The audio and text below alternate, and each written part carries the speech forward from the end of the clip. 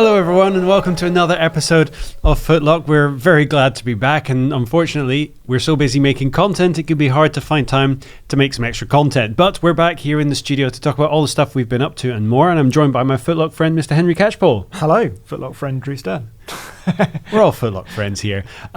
First of all, I think it's always worth mentioning that if you're watching this right now, you are most likely one of our biggest fans. You're probably already subscribed and you know what the show is, and you've stuck with us this far and have actually been asking us why we've been away and why FtLoC hasn't made an appearance. And just the fact that you've done that at all warms our hearts very much. So thank you very much for being part of the channel and being part of our family.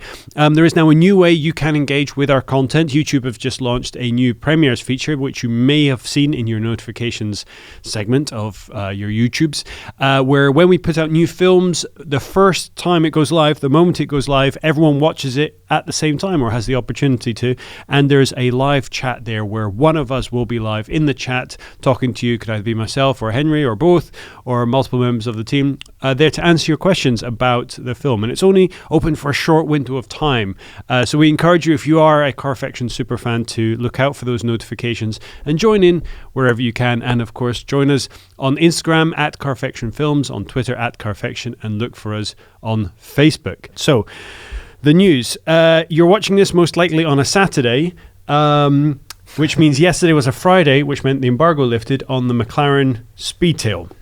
Yes. Which is would you like to tell the people? No, you tell me about it. Well, I haven't actually read anything about it. So the McLaren Speedtail is the latest in the Ultimate series from McLaren, which you can trace its lineage through the Senna, which is, I guess, the current side of that equation, which previously was occupied by the P1. Yeah, it started off, didn't we? We had P1, which was sort of just the one car in the Ultimate series, then P1 GTR, which was obviously the track version, and then we had, they've now split it into two. So we've got the Senna, which is the track-focused version, and Speedtail, I think, is meant to be the more the road sort of GT. Yes, Hyper GT. Hyper GT. For starters, the looks.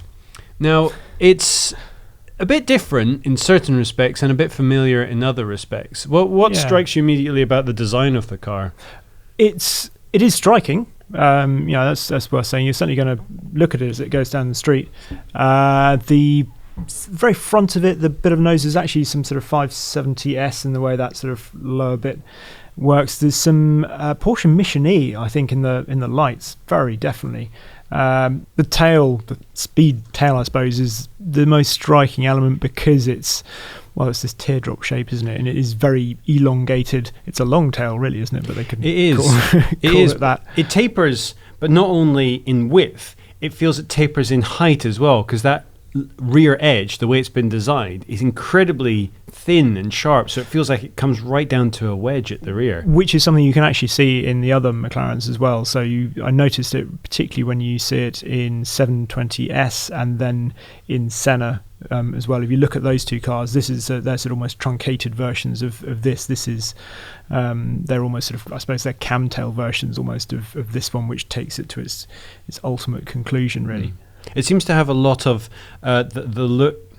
The design is very beautiful and structural, where you're not seeing as much of the practical application of stuff as, say, Senna being on the opposite end of the scale, where everything you can see is there to do a purpose. And even on something like the 600 LT, where we're seeing this kind of evolution of the exhaust getting into more and more prominent places, that it's a design feature for this practical outlet. You look where the exhausts are on the Speedtail, you have to get down on the ground and look, because they're way hidden, like in the body, like that streamlined look is everything. It doesn't look like it's going to handle, I mean, we don't know yet, but it doesn't look like it's going to handle track work very well for anyone who wants to take it out there. I mean, it's one of those things, is you want the two cars to look very different, and they really do. You look at the Senna, what's that going to be about? It's going to be about aerodynamic grip, basically. You look at the Speedtail, what's that going to be about? Top speed, presumably, because it looks slippery as anything, doesn't it? Well, you're in a very fortunate position where you've actually driven this car's lineage, and it's literally you're in the studio, a highly privileged position, but you've driven the F1, the P1 and the Senna. Yes. Now, The three-seated position that's worth mentioning. This is a three-seater Yes. Hyper GT car, like the F1 was. How do you think it's going to overall compare in experience? If you were driving, I mean, they're separated by many decades and Yes. and a wealth of engineering development. But do you think it's trying to recreate some of what that car was? Because that was very much a straight line speed. But it car. wasn't. It really wasn't. So it was never. The top speed was purely a fortunate byproduct of what It that accidentally car became was. the fastest Yeah, car. basically. Wow. Yeah, absolutely. They never set out to do that, and ends it being actually not really the most stable at sort of really high speeds, as Andy Wallace will recount. But it was just that was the way of things at the time. It obviously had a certain amount of active aero on it, and it's a very slippery shape. It wasn't the sort of the time for necessarily sort of big wings. And they Gordon and Peter Stevens, he wanted to be a road car, so hence building in the luggage elements behind those panels and the fitted luggage and all that, and the fact that it had suspension, it didn't have really low profile tires. Yes, I can see where the Speedtail does carry on some of the F1's lineage. Because the bespoke luggage is a feature that returns on Yeah. this, as is the three seats, and Yep, absolutely. it shares some proportions in terms of design as well. It's not completely alien. Yeah, absolutely.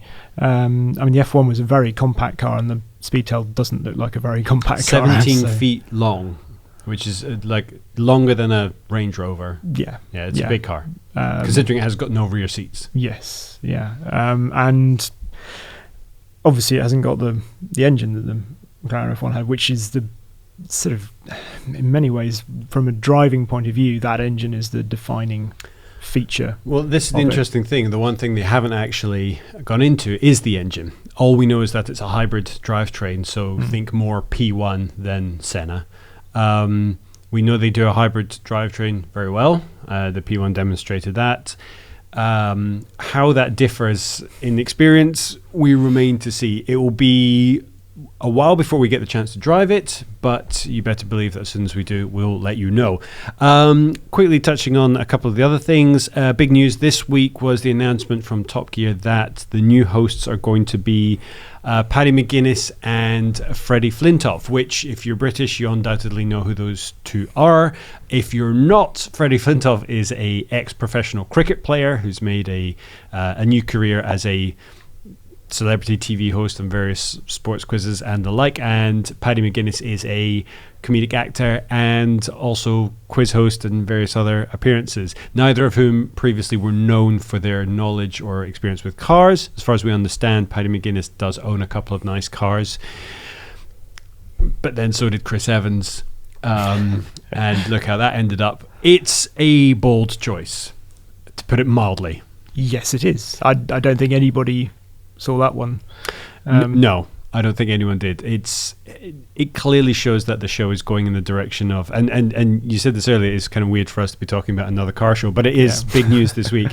Everyone's talking about it, so we might as well, yeah. because otherwise it just looks like we're avoiding the subject. So It's pushing it in, like, we've always known it's been going in an entertainment direction, but that for the Clarkson, Hammond and May era, that was kind of an incidental side effect of them not getting bored necessarily, but trying new things, whereas now it seems to be the way they do it. the problem I have is the fact that the show was born out of people who were car journalists to start with. So Clarkson, May, Richard Hammond was, in fact, he was a press officer at Renault, I think, back in the day. And so he previously done car content from Men and Motors as well. There we go.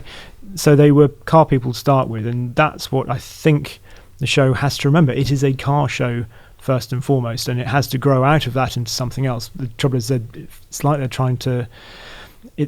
Obviously, what made the BBC all the money was when the programme extended into becoming entertainment and grew into that. So, of course, they're going to try and replicate that because that's how they make an awful lot of money.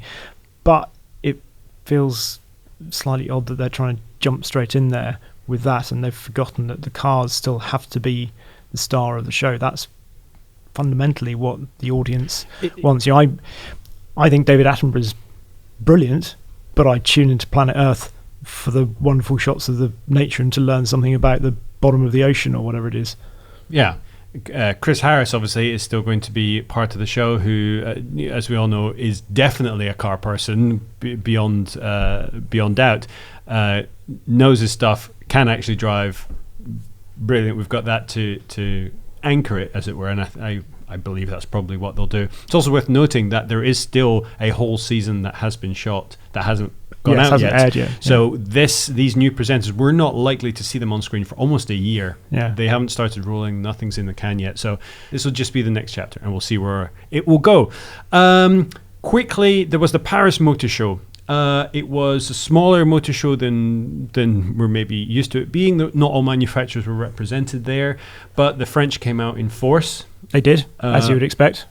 I think the highlight for a lot of people was Peugeot's concept car that they unveiled. Yes, retro concept car, sort of future-looking retro concept. Yeah, kind of based. Was it based on the old 504? Yeah. You had a closer look at that in person. What did you make of it as something that apparently? So I was doing a shoot with Peugeot last week. Apparently, they're getting a petition together, and if they get like 150,000 signatures, they'll actually make it. Then I need to sign it because I think it's brilliant. It makes the future sort of cars, hybrids, electric cars, EVs, whatever, just seem more real and just beautiful as well. Sort of if they're rooted in something we actually recognise as already being rather lovely, then people like cars to look like cars. Who knew? But we've got a lot of content from the Paris Motor Show, not only on Carfection, but also on our sister site, theroadshow.com, with a lot of in-depth analysis of the stuff that came out there. I highly recommend you check that out. But that kind of leads me into what we've been up to for the last couple of weeks. The Paris Motor Show was just one element of the whirlwind of content that we've been up to in the last couple of weeks. And one of the latest films that came out is something that we got to drive that not many other people have had their hands on, which is the 4th generation of the Ariel Atom. Yes. Which looked like an absolute hoot. It was an absolute hoot. It was. I love those sorts of cars. I always have done, Caterhams and that sort of thing as well. And it was just. I haven't driven one for ages. It felt like I didn't bother wearing a crash helmet all day long, which is probably a bit silly in some respects. There's a lot of questions about that. But it's my choice at the end of the day, and it is legal to drive it without absolutely legal to do it. Helmet. It's just my own stupidity if I get hit in the face by a stone or something. But equally, I love the freedom. Something you can't do in this country, certainly on a motorbike, and the freedom of wind in your hair, and you do just feel that much closer to the car without ensconcing your noggin in a helmet. So it was just nice to do it that way, and the car is properly exciting.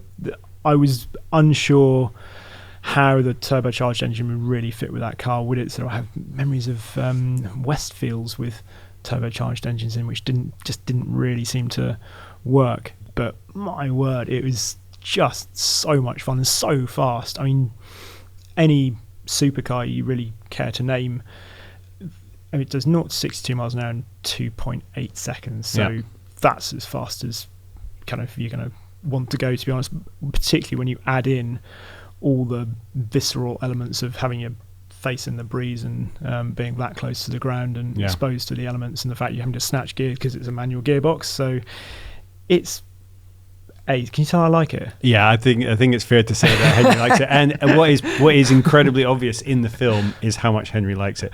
But that's not the only awesome car you've been driving. The GT2 RS. We finally got the film out on that. We've had some great films on the GT3 over the summer, which is some of the best that we've done in a while. And this was kind of a return to the extreme end of Porsches, where you had the absolute apex of what the Carrera road cars, 911 road cars can be. But you had a 911 Carrera out at the same time, didn't you? We did, yes. Yeah. I didn't even ask me about that. Yes. Well, because if you want to know about the car, the film goes into a lot of detail. But for a future film, we had the 911 out there, so you got to drive the two in relatively quick succession. And so, what is it like seeing the full range of what a 911 can be, kind of laid out in its extremes from one end to the other in such quick succession?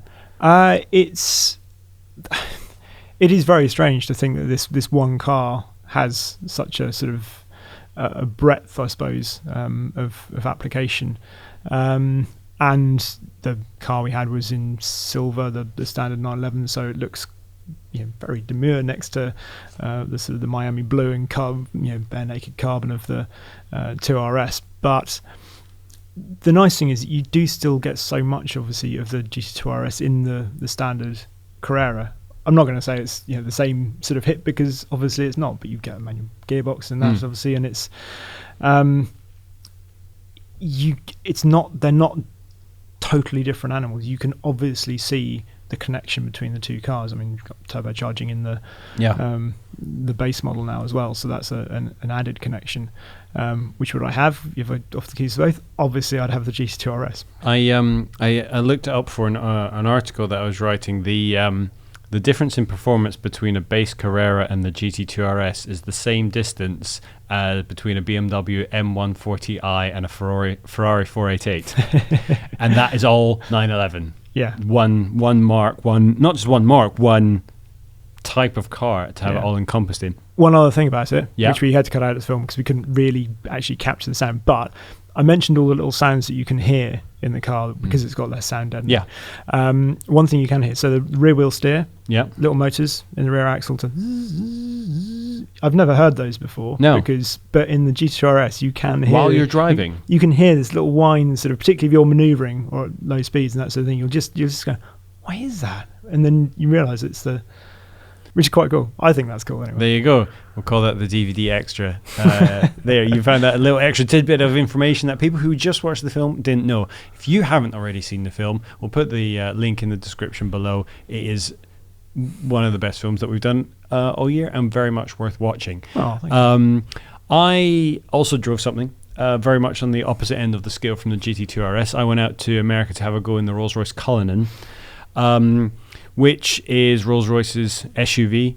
It was a fairly rushed shoot, but there's a first impression in the video. For me, what was interesting was comparing it to the Phantom, because this is the car that's the second car built on the platform that the Phantom is built on, their architecture of luxury or whatever they call it. But it's not a chassis platform in the way that we kind of understand that idea of cars being built on the same platform. It's still quite modular, so it's able to adapt itself quite well. So yes. Curveball. Is the BMW X8 based on that? No, it is. They say it's not. They say that this is bespoke to Rolls-Royce. In fact, that the BMW platform sharing, I think the only platform share they do is on the Ghost. Okay, fine, carry on. Sorry, just thought I'd ask. Yeah. Crucially, this is an SUV through and through, and what it has done is it's made the off-road driving hidden behind one button. So instead of having a multitude of settings, it's just one button that says off-road. Frankly, I'm amazed I have to press a button that it doesn't figure out that you're off-road, and it just takes care of it. It is quite competent. So I didn't actually take it like bouldering or rock climbing or anything like that. It's not going to tackle King of Hammers, but in terms of what we throw at modern SUVs, I threw some tricky stuff at it and it was absolutely fine. So it can handle the muddy stuff quite well and quite effortlessly. But what's interesting is that how much more driver focused it is. So there's more feedback through the steering, more feedback through the brakes. The throttle feels different, more responsive. It's all round more of a driver's car. Considering that the Phantom 8 felt more of a driver's car than the Phantom 7, you kind of see the direction that they're going in with that. I'm sorry, I was just thinking about the Ariel Atom again. Sorry. There you go. said driver's car. We've also just really quickly want to touch on a couple of films that you did with a company called ACH. We talked about them in a previous episode of FtLoC because you were there to do another film, and we had a quick look. You showed a picture of the car. We now actually have a film on that resto-modded Defender up on the channel right now, as well as a slightly unusual vehicle. Yes. A fire engine. A 6x6 Defender fire engine. So, yeah. Go and have a look. It's brilliant. It's just every 5-year-old's kind of dream car, isn't it? But a couple of things. So we mentioned the film that has obviously the played with the sirens. Yeah. And you have yelp, wail, and two-tone, and we didn't know what the different ones were used for. Yeah. Now, friend of mine, a chap called Richard Tipper. He's Perfection Valet on Instagram and Twitter. Go and follow him because he does lots of cool stuff, gets to detail lots of cool cars. But also sent me exactly why the ones are. So here we go. Yelp when you approach a hazard. That's not an instruction, it's just Yelp is for when you approach it. Okay. Whale is in normal use, and then two-tone, which somebody else pointed out, is when you're following another appliance. So standard, it would be whale, but if you've got another one behind, because you want traffic to realise that there are two vehicles, so they don't to make it distinct. Don't, try and clam in. So then you've got two different sounds going on. There you go. So yeah, that was that. There you go, another little bit of extra information. And the cars are very, very interesting. If you're in particular interested in Defenders, and who doesn't love a Defender, they're well worth checking out. Now, there is a shoot that we went on recently. There's nothing up on the channel just yet, but it will be coming very, very soon. Make sure you hit the notify bell icon so you don't miss a thing. We went up to Scotland for a few days. You were up there a little bit longer than me, to do a film, not only for you to do a standalone. How did you get up to Scotland, Drew? I flew. We'd run out of cars, and I needed to get there a couple of days later. I flew back.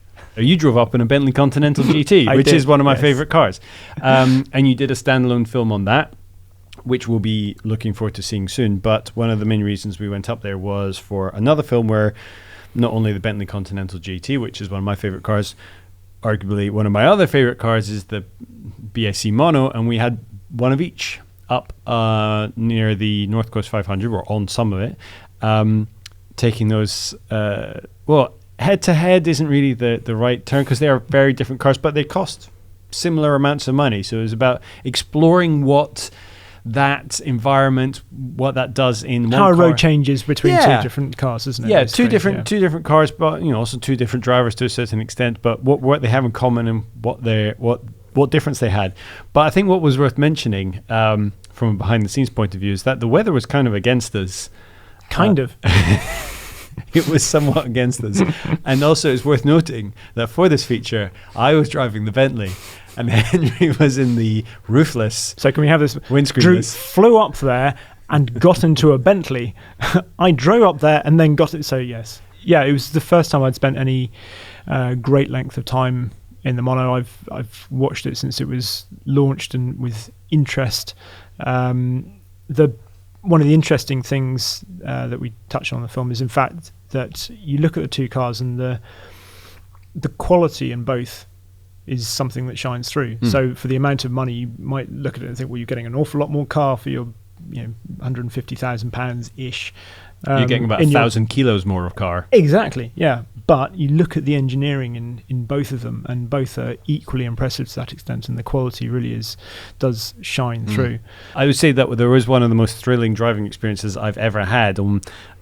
Coming towards the end of our shoot, we were doing two car shots, driving quite close together in a spirited manner, officer, but right on your tail, and just watching, knowing that your brakes were having to stop a much lighter car, and so having to look ahead, but just seeing that car that close winding through the Scottish hills. Equally for me, knowing that my brakes only had to stop a much lighter car, and looking in my mirrors at watching a Bentley right up behind me, and then not really, let's say, applying all the brakes because I knew that I didn't want to. But it was that kind of telepathy that kept us both safe. We got some great photos from it, which are up on our Instagram page. We had a great photographer with us who got some amazing snaps, which we'll be able to share with you on there as well. He's at Battery HQ. At Battery HQ. For reasons we still don't know. Yeah. His name's Andy. He's very good. Now, we are already running over the episode, so I very quickly want to jump in onto the motorsport news. We missed quite a few races while we've been away with FtLoC, so I don't want to go into everything that's happened. We've seen team orders stretched to their maximum frustration on behalf of Valtteri Bottas. We've seen Lewis come very close to winning the championship, but not quite.